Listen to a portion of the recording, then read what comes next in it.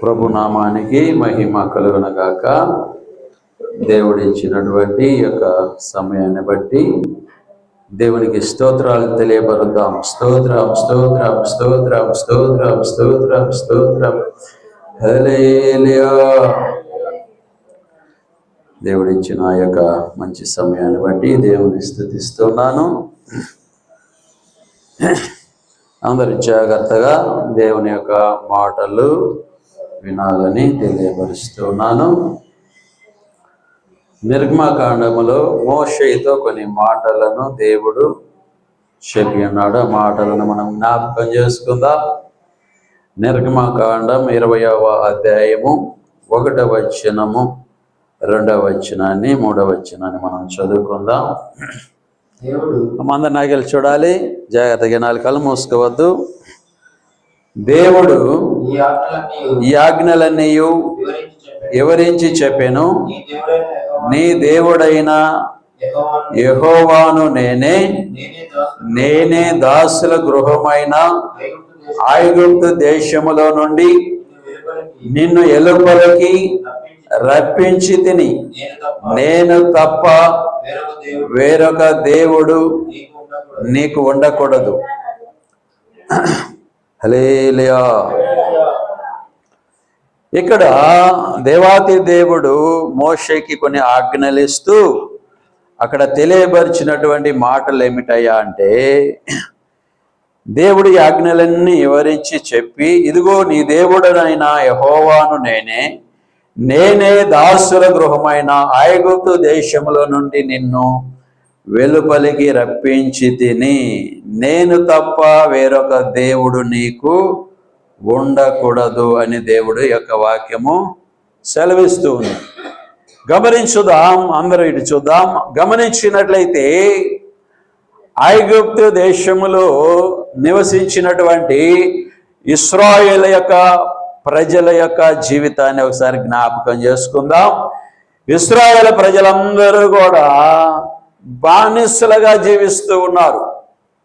బానిస అంటే ఒకని కింద పనివాడని అర్థం. అంటే ఆ యొక్క పరో దగ్గర బానిసలుగా జీవిస్తూ ఉన్నారు. అంటే ఆ యొక్క బానిసత్వము నుండి దేవాతి దేవుడు విడిపించటానికి మోషేను పుట్టించాడు. మోషే ద్వారా విడిపించి తీసుకొని వచ్చాడండి. హల్లెలూయా. తీసుకొని వచ్చినటువంటి ఆ యొక్క జనాంగముతో చెప్తూ ఉన్నాడు, నేను తప్ప వేరొక దేవుడు నీకు ఉండకూడదు అంటూ ఉన్నాడు. ఏమంటున్నాడు? నేను తప్ప నీకు మరొక దేవుడు ఉండకూడదని దేవుని వాక్యము సెలవిస్తూ ఉంది. మనందరము కూడా ఒకప్పుడు ఎలా ఉన్నామంటే బానిసలముగా ఉన్నాం. ఎవరికి అంటే ఈ లోకములో ఏలుబడి చేస్తున్నటువంటి చీకటి దురాత్మల యొక్క సమూహానికి, సాతానుడికి బానిసలమైపోయాం. అపవాదైనటువంటి సాతానుడికి బానిసలమైపోయి వాడు చెప్పినట్లుగా జీవిస్తూ వాడు చేయించిన అలవాట్లకు మనము బానిసలమై ఉన్నాం ఒకప్పుడు. అయితే ప్రభువు మనలను ఆ బానిసత్వం నుండి విడిపించాడండి. ఇశ్రాయేలు ప్రజలను ఎలాగైతే విడిపించాడో మనల్ని కూడా అలాగనే విడిపించాడు. అమ్మ కళ్ళు మూసుకోవద్దు. ఇందాకేమో ఆరాధనలో కళ్ళు తెరుచుకొని ఉన్నారు, ఇప్పుడు వాక్యం అప్పుడు కళ్ళు మూసుకుంటున్నారు. చూడండి, గమనించండి, కళ్ళు మూసుకోవద్దు. ఎందుకంటే ఇది సాతానుడి యొక్క పని. గమనించుదాం. ఇశ్రాయేలు ప్రజలందరూ కూడా కొన్ని సంవత్సరాలు బానిసలుగా జీవించారు. మనము కూడా పుట్టినది మొదలుకొని ఇప్పటి వరకు కూడా బానిసలుగానే జీవించాం. మనకి తెలియకుండానే ఏదో ఒక చెడు అలవాటు, మనకి తెలియకుండానే ఏదో ఒక చెడు మార్గంలో నడుస్తూ ఉన్నాం. మనకి తెలియకుండానే దేనినో ఒక దానిని కొలుస్తూ ఉన్నాం. మనకి తెలియకుండానే అబద్ధాలు ఆడేస్తూ ఉన్నాం. మనకి తెలియకుండానే మన ఇష్ట ప్రకారం జీవిస్తూ ఉన్నాం. మనకి తెలియకుండానే ఇదిగో మన పితరులైనటువంటి మన తల్లిదండ్రులు దేనిని మొక్కితే దానిని మొక్కుచూ వచ్చాం. ఇవన్నీ కూడా ఒకని కింద బానిసలమైపోయి ఉన్నాం. హల్లెలూయా. అయితే దేవుని దయ వలన, దేవుని కృప వలన, దేవుని కనికరం వలన, దేవుని కరుణ వలన విడిపించబడ్డాం. మనం స్వాతంత్రులమయ్యాం. ఆ బంధకాల నుండి విడిపించబడ్డాం. ఆ బానిసత్వపు కట్ల నుండి ఆ దేవాది దేవుడు ఇశ్రాయేలు ప్రజలను విడిపించినట్లుగా మనలను ఆయన విడిపించాడండి. అయితే ఆ దేవుడు ఏమంటున్నాడంటే, ఇదిగో నేను తప్ప నీకు వేరే ఒక దేవుడు ఉండకూడదు అంటూ ఉన్నాడు. హల్లెలూయా. లోకములో చాలా మంది అంటారు, ఏంది ఆయన దగ్గర పోతే ఆయననే కొలవాలంటారు, ఇంకో చోటి పోకూడదు అంటారే. చాలా చోట్ల మనం ఇంటూ ఉంటాం. గమనించుదాం. అక్కడ కింద వచనములు కూడా చూసినట్లయితే 4వ వచనములో అక్కడ మోషేతో చెప్తూ ఉన్నాడు, పైన ఆకాశమందే గాని కింద భూమి ఎందే గాని భూమి కింద నేల ఎందే గాని ఎండు దేని రూపమునైనను ఏ గ్రహమునైనను నీవు చేసుకొనకూడదు. హల్లెలూయా. ఇక్కడ దేవాతి దేవుడు తెలియబరుస్తున్నటువంటి మాట ఏమిటంటే, ఇదిగో దేవుడు బానిసలుగా ఉన్నటువంటి మనల్ని గాని ఐగుప్తుల ఇశ్రాయేలు ప్రజలను గాని దేవుడు విడిపించాడు, బయటికి తీసుకొచ్చాడు. ఆ బంధకాల నుండి, ఆ చెడు మార్గంలో నుండి విడిపించి తీసుకొచ్చినటువంటి మనతో దేవుడు ఏమి చెప్తూ ఉన్నాడంటే, నేను తప్ప నీకు వేరొకడు ఉండకూడదని చెప్తూ ఉన్నాడు. ఇంకా ఏమంటూ ఉన్నాడంటే, పైన ఆకాశమందే గాని కింద భూమి ఎందే గాని భూమి కింద నీళ్ళ ఎందే గాని ఉండు దేని రూపమునైనను విగ్రహమునైనను నీవు చేసుకొనకూడదు, వాటికి సాగిల పడకూడదు అని దేవుని వాక్యము సెలవిస్తూ ఉందండి. హల్లెలూయా. అంటూ ఉన్నాడు, పైన ఆకాశమందే గాని, పైన ఆకాశమందే గాని. గమనించండి, మనం లోకములో చూస్తూ ఉన్నాం, ఉదయాన్నే లేచి ఆకాశం వైపు చూసేవాళ్ళు చాలామంది ఉన్నారు. ఆకాశం వైపు చూసి, ఆ సూర్యుని వైపు చూసి, ఆ తూర్పుకు తిరిగి సూర్యుని వైపు చూసి నమస్కారం చేసేవాళ్ళు చాలామంది ఉన్నారండి. బ్రాహ్మణులు ఎక్కువ. ఇక్కడ అంటూ ఉన్నాడు, ఇంకా ఆకాశములో కొన్ని నక్షత్రాలను చూసి దండం పెట్టే వాళ్ళు ఉన్నారు, నమస్కరించేవారు భూమి మీద అనేకులు ఉన్నారండి. నీవు అలాగ ఉండకూడదు అని వాక్యం సెలవిస్తూ ఉంది. గమనించుదాం. ఉదయాన్నే లేచి సూర్య నమస్కారాలు చేస్తూ ఉంటారు. వాటిని కలగజేసిన వాడి గురించి ఆలోచన చేయరు. మనకెళ్ళి చూడాలి. సూర్యచంద్ర నక్షత్రములను భూమి ఆకాశములను సృజించినటువంటి దేవుడు ఉన్నాడే, ఆయన వైపు చూద్దామే, ఆయనని స్తుతిస్తామే, ఆయనని తెలుసుకుందామనే ఆలోచన ఎవరికి లేదు. కానీ కనపడుతున్నటువంటి ఆ సూర్యుని వైపు చూసి ధనాలు పెడుతూ ఉంటారు. నీవు నేను అలాగా చెయ్యకూడదని దేవుని వాక్యము మనకి తెలియబరుస్తూ ఉందండి. ఆకాశమందే గాని కింద భూమి ఎందే గాని, కింద భూమిని కూడా చాలా మంది కొలిసే వాళ్ళు ఉన్నారు. గమనించండి. భూమి అంట భూతల్లి అంటారు చాలా మంది. భూతల్లి అని పేరు పెట్టేశారండి. ఎందుకని? భూమి మీద అనేక రకరకాలైనటువంటి ధాన్యము వస్తుంది, మనకి వస్తుంది కాబట్టి భూదేవత అని పేరు పెట్టారు భూమిని. ఏ దేవత అంట? భూదేవత అంట. ఈ భూమిని కలగజేసిన వాడిని మర్చిపోయి, ఈ భూమిని సృష్టించిన వాడిని మర్చిపోయి, సృష్టికర్తను మర్చి, సృష్టికర్త గురించి ఆలోచన చేయక ఈ భూమికి ఏం పేరు పెట్టారు? భూదేవత అని పేరు పెట్టారు. ఇంకా అంతేకాదు, ఈ భూమి మీద ఏమేమి ఉన్నాయో వాటన్నిటినీ కొలవటము ప్రారంభించారని ఇక్కడ దేవుడు చెప్తూ ఉన్నాడు.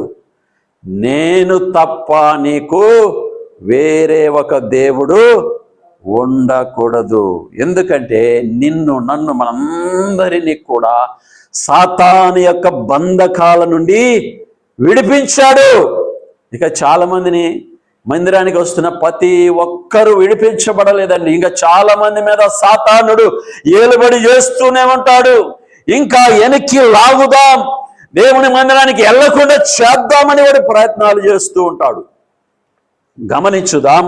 అయితే దేవుడు చెప్తూ ఉన్నాడు, ఇదిగో ఆకాశం అందే గాని, కింద ఉన్నటువంటి భూమి ఎందే గాని, భూమి కింద నీళ్ళ ఎందే గాని ఉండు దేని రూపమునైనను విగ్రహమునైనను నీవు చేసుకోకూడదు. హల్లెలూయా.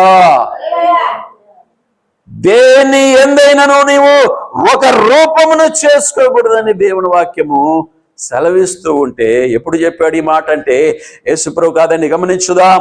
యేసుప్రభు రాకముందే కొన్ని వేల సంవత్సరాల క్రితమే మోషేతో దేవాతి దేవుడు, ఈ సృష్టికి మూలమైన దేవుడు, ఈ భూమికి నిర్మాణకుడైన దేవుడు చెప్పినటువంటి మాటలు.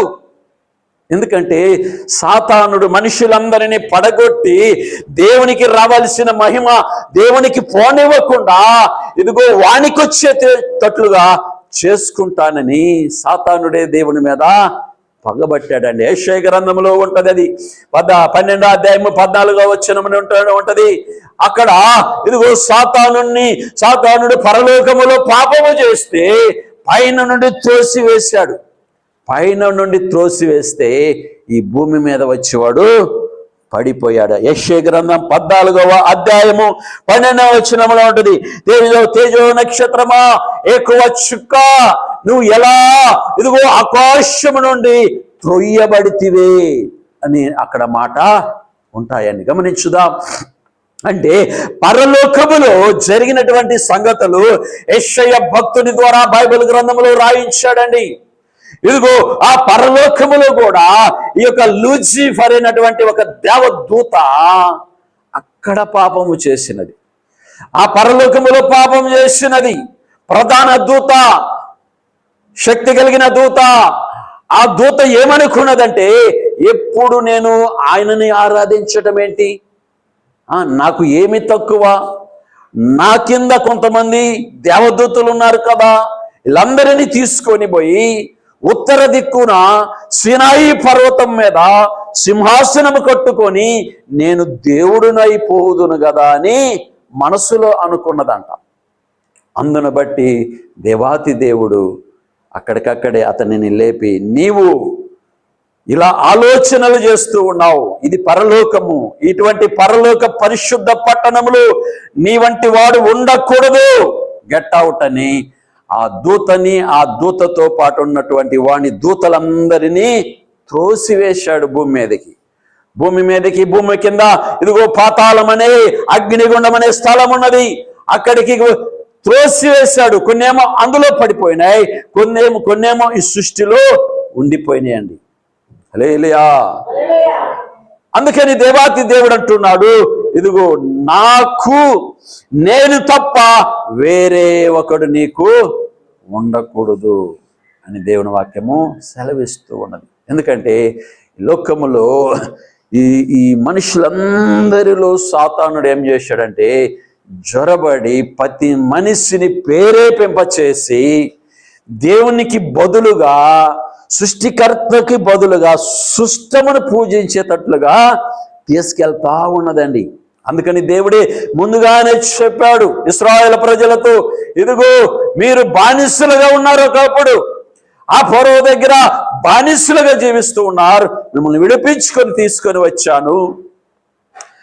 గమనించండి, వారితో చెబుతున్న మాట, ఇదిగో ఆకాశం అందే గాని, భూమి ఎందే గాని, భూమి కింద నీళ్ళ ఎందే గాని, ఇదిగో భూమి మీద ఉండు ఏ రూపమును మీరు చేసుకోకూడదు, వాటికి సాగిలపడకూడదు, వాటిని పూజించకూడదని ఎప్పుడో చెప్పాడండి. అయితే ఎప్పుడో చెప్పితే మరి ఇప్పుడు ఈ భారతదేశం అంతా ఏమైపోయిందంటే విగ్రహారాధనలోనికి వెళ్ళిపోయింది. అంటే సాతానుడు అలాగా తీసుకువెళ్ళాడు. గమనించండి, మీరైతే జాగ్రత్తగా ఉండాలి. ఎందుకంటే ఒకప్పుడు మనము కూడా అక్కడే ఉన్నాం. దేవుడు విడిపించాడు, తప్పించాడు, రక్షించాడు, రక్షణ మార్గాన్ని చూపించాడు. రక్షకుడి ద్వారా మనకి రక్షణ ఏర్పాటు అయినది. హల్లెలూయా. అయితే అంటూ ఉన్నాడు, ఇదిగో ఆకాశం అందే గాని, భూమి ఎందే గాని, భూమి కింద నేల ఎందే గాని ఉండు దేని రూపమునైనను విగ్రహమునైనను నీవు చేసుకొన కూడదు, వాటికి సాగిల పడకూడదు అని దేవుని వాక్యము ఇశ్రాయేలు ప్రజలతో చెప్పాడు. అది మనకి కూడా వర్తిస్తుంది. దేవుని ఎరిగినటువంటి వారు, దేవుణ్ణి తెలుసుకున్నటువంటి వారందరూ కూడా ఇశ్రాయేలు బిడ్డలుగా చెప్పబడుతూ ఉంది. ఎందుకంటే ఈయన ఇశ్రాయేలీల దేవుడు, ఇశ్రాయేలు ప్రజలను నుండి ఇదిగో ఎన్నుకున్న దేవుడు. హల్లెలూయా. అమ్మ కళ్ళు మూసుకోవద్దు. కొరింథీయులకు రాసినటువంటి పత్రికలు అక్కడ అపోస్తలుడైనటువంటి పౌలు కొరింథీ సంఘానికి తెలియపరుస్తూ ఉన్నాడు. ఏమంటూ ఉన్నాడంటే, ఇదిగో కొరింథీకి రాసిన పత్రిక 10వ అధ్యాయము 20వ వచనములో అంటూ ఉన్నాడు, ఇదిగో అన్యజనులు అర్పించు బలులు దేవునికి కాదు దయ్యములకే వారు అర్పించుచున్నారంట.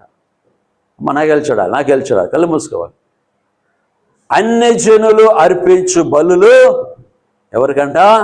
దేవునికి కాదంట, దెయ్యములకే వారు అర్పించుచున్నారని ఉంది. అంటే ఎవరు అన్యజనులు అంటే దేవుణ్ణి ఎరగని వారు అందరూ కూడా అన్యజనులు. నిజ దేవుని ఎరగని వారందరూ అన్యజనులు. వారిచ్చే బలులంట అవి దేవునికి పోవట్లేదంట, దెయ్యాలకి చెందుతూ ఉన్నాయంట. హల్లెలూయా. జాగ్రత్తగా ఇందాం. అన్యజనులు అర్పించు బలులు దేవునికి కాదు, అవి దెయ్యములకే అర్పించబడుతూ ఉన్నాయని దేవుని యొక్క వాక్యము తెలియబరుస్తుంది. అందుకని దేవుడు అంటున్నాడు, దేనినైనాను నువ్వు ఒక రూపముగా పెట్టుకొనకూడదు, వాటిని పూజించకూడదు, వాటికి సాగిలపడకూడదు. అది యేసు ప్రభు బొమ్మ అయినా సరే వాటిని పూజింపకూడదు. హల్లెలూయా. గమనించండి, మనము చూస్తూ ఉన్నాం లోకములో ఎంతో మంది ఎన్నో విధాలుగా పూజలు చేస్తూ ఉన్నారు. ఏదో ఎవరో చేశారని జనం చేస్తూ ఉన్నారు. ఎవరైనా ఒక చెట్టును కొలిశారంటే ఆ చెట్టును ఒకళ్ళని చూసి ఒకళ్ళు బొట్లు బాణాలు పెట్టి చేస్తూ ఉన్నారు, టెంకాయలు కొట్టి. ఇది విగ్రహారాధన అంటారు. అలా చేయటం వలన ఏమైందంటే అక్కడికి సాతానుడు వస్తాడు. దేవుడు కాదు వచ్చేది, దేవుడికి సంబంధం లేదు. దేవుడు రాడండి, దేవుడు పరిశుద్ధుడు, దేవుడు మనిషిలోనే ఉంటాడు. దేవుడు ఇదిగో ఈ హృదయాన్ని కోరుకున్నాడు. ఈ హృదయం శుద్ధిగా ఉంచుకుంటే మనిషిలోకి వచ్చి మనలో నివాసము చేయాలని దేవుడు ఉద్దేశం. అంటే సాతానుడి పని ఏమిటంటే ఇదిగో విగ్రహారాధనలోకి తీసుకువెళ్ళాలని, దేవునికి పోకుండా మహిమ దెయ్యానికి తెచ్చుకోవాలని వాడి యొక్క ప్రయత్నాలు ఇవన్నీ.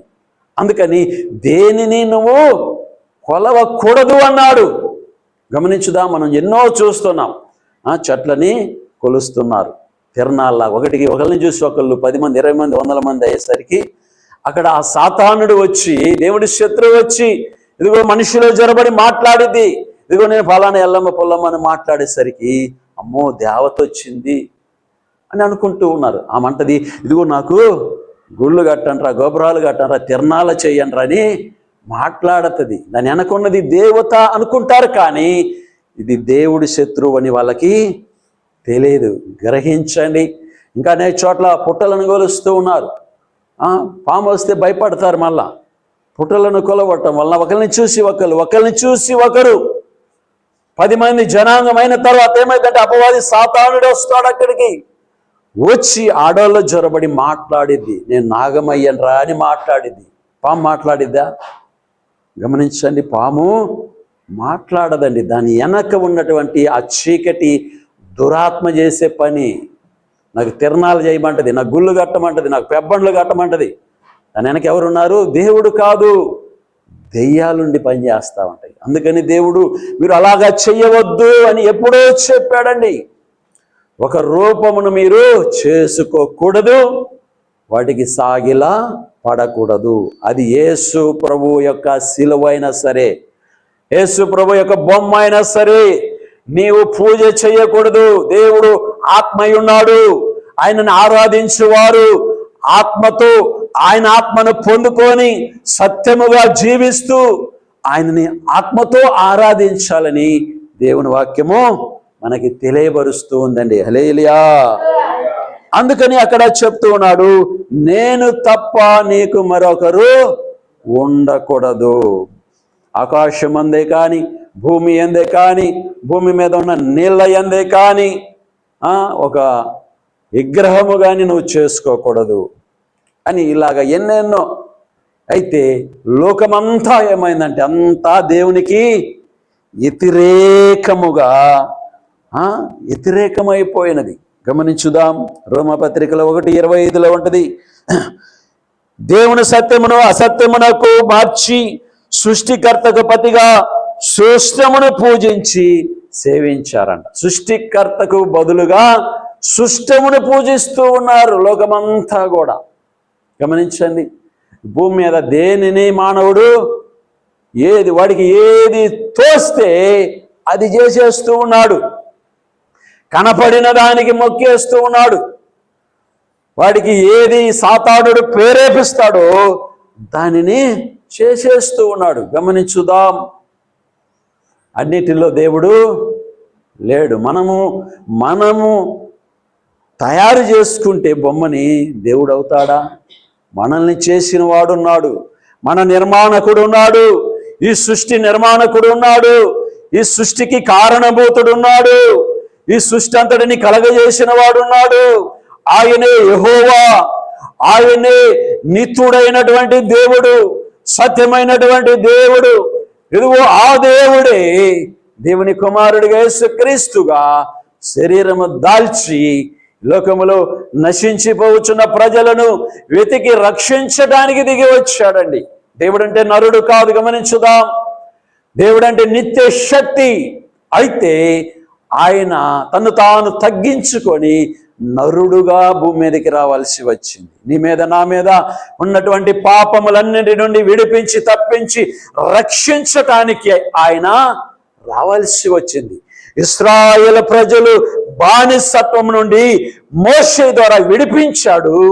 ఇదిగో ఇప్పుడైతే ఈ కృపాకాలములో అయితే దేవుని కుమారుడైనటువంటి లోక రక్షకుడైనటువంటి యేసుక్రీస్తు ప్రభువు ద్వారా అనేకుల యొక్క బంధకాల నుండి విడిపించి తప్పించి రక్షిస్తూ ఉన్నాడండి. హల్లెలూయా. ఆయనే యేసుక్రీస్తు ప్రభు. మనందరినీ తప్పించాడు, విడిపించాడు, రక్షించాడు. అందును బట్టి మనకి ఏరే ఒక దేవుడు ఉండకూడదు. మనల్ని నిర్మించిన వాడు ఒకే ఒకడు, ఆయనే యెహోవా, ఆయనే యేసుక్రీస్తు ప్రభు అని నీవు తెలుసుకున్నట్లయితే ఆయన ఆత్మను పొందుకొని సత్యములో జీవించుచు నువ్వు ఆయనను మాత్రమే స్తుతించాలి, ఆయనను మాత్రమే గణపరచాలి, ఆయనను మాత్రమే ఆరాధించాలని దేవుని యొక్క వాక్యము మనకి తెలియబరుస్తుంది. హల్లెలూయా. అందుని బట్టి మనము జాగ్రత్తగా ఉండాలి. దేనికి నమస్కారము చేయకూడదు. లోక సంబంధమైనటువంటి విగ్రహాలకు సంబంధించినటువంటి వాటికి చాలా మనము దూరముగా ఉండాలి. ఈ మాటలు ప్రభువు దీవించునుగాక. దేవుడు మనతో చెప్తున్నటువంటి మాట ఏమిటాయంటే, ఇదిగో ఇశ్రాయేలు ప్రజలను వారి బంధకాల నుండి, వారి బానిసత్వం నుండి విడిపించాను, తప్పించాను, రక్షించాను, విడిపించి తీసుకొని వచ్చాను. అలాగనే మనందరినీ కూడా యేసుక్రీస్తు ప్రభువు ద్వారా మన బంధకాలన్నిటి నుండి విడిపించి తప్పించి రక్షించి ఆ రక్షణ పొందే భాగ్యమును మనకి కలగజేశాడు. అంతేకాదు, నిత్య జీవం అనే నిత్య రాజ్యం అనే ఒక పట్టణం ఉన్నది. దానికోసము దాని యందు విశ్వాసముంచి మనము ఆ పట్టణానికి చేరే అంతవరకు, ఈ భూమి మీద బ్రతికి ఉన్న అంతవరకు కూడా ఆ నిరీక్షణ, ఆ విశ్వాసాన్ని కోల్పోకుండా ఆయన వైపు చూస్తూ మనము ముందుకెళ్ళాలని దేవుని వాక్యము సెలవిస్తుంది. ఈ మాటలు దేవుడు దీవించునుగాక. ఆమేన్, ఆమేన్. ప్రార్థన చేసుకుందాం. స్తోత్రం, స్తోత్రం, స్తోత్రాలు తండ్రి. ప్రభువా, అయ్యా వందనాలు, స్తోత్రాలు తండ్రి. ప్రభా కృతజ్ఞతాస్తుతులు చెల్లిస్తున్నాం ప్రభా. గొప్ప దేవుడా, జీవమగల తండ్రి, బలమైన దేవుడా, అద్భుత ఆశ్చర్య కార్యములు జరిపించు వాడానికి వందనాలు, స్తోత్రాలు తెలియపరుస్తున్నాం ప్రభా. అయ్యా గొప్ప దేవుడా, సహాయం దయచేయండి ప్రభా. అయ్యా ఇశ్రాయేలు ప్రజల యొక్క నాయన ఆ యొక్క బానిసత్వం నుండి ప్రభా, అయ్యా వారిని విడిపించి నాయన తప్పించి వారి జీవితాలలో అద్భుత ఆశ్చర్య కార్యములు జరిపించి ప్రభా, అయ్యా వారి యొక్క శత్రువు నుండి విడిపించి తప్పించి ప్రభా, ఇదిగో కానాను అనేటటువంటి పట్టణానికి అది పాలు తేనెలు ప్రవహించు ఆ దేశానికి నడిపిస్తానని వారిని తీసుకొని వచ్చినందునకై వందనాలు, స్తోత్రాలు ప్రభా. అయా మోషేని ఏర్పరచుకొని మోషే ద్వారా ప్రభా ఆ పట్టణాన్ని వారికి సిద్ధపరిచినందుకు వందనాలు, స్తోత్రాలు ప్రభా.